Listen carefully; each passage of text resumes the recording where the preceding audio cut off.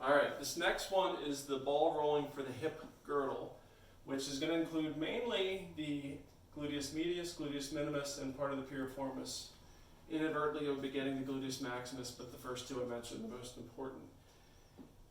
This is also, again, a review for patients, but I think I've explained to you before. When the hip flexors become too tight here at the front, they force us to start using what's called our hip abductors. That's this motion.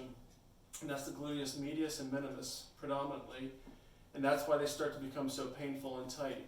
So by releasing, you should probably be doing the iliopsoas group as well, but by releasing them, this will get better, but you can still roll this area out too to get yourself some relief sometimes. So it looks something like this. You lay on the floor, just flat. I'm going to roll away for a moment. Right about pocket line here on my pants is where you're going to start with the ball. So I roll away, I get the ball right about a pocket line close to my sacrum, and I start to roll over. So I'm not completely on my side, I'm not completely on my back, I'm somewhere in between, and I can feel it digging into the gluteus medius or gluteus minimus right now. Just like with iliopsoas, you might want to just lay there and hold this for about 30 seconds till it releases some. You can increase the pressure by bridging up to your elbow, but initially you probably want to just stay on your back. It's less pressure this way.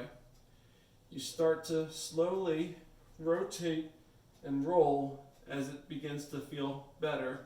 And over about a 2-minute period again, you'll spend time somewhere between here and here.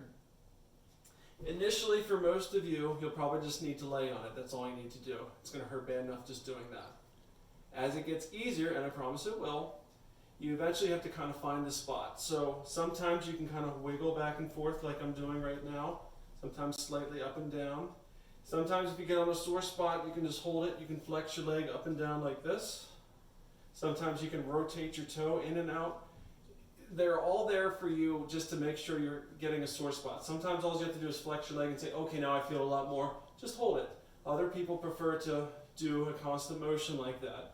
The idea, again, is to find a sore spot and hold it for about 2 minutes, and you're working, once again, from back here around to the side.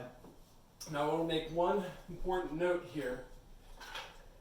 On the spine, the gluteal muscles, again, are going to go from here, which is your tailbone, out to your leg bone here.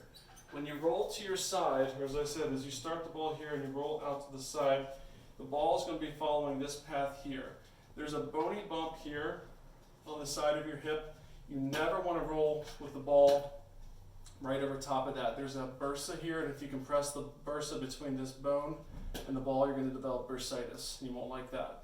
Okay? So keep it in the soft areas. It's going to roll from here to here. If you're not sure, just kind of move your leg around. You should feel softness there. And if you find a hard spot, just stay off that. You'll be okay. That is the hip girdle ball rolling technique.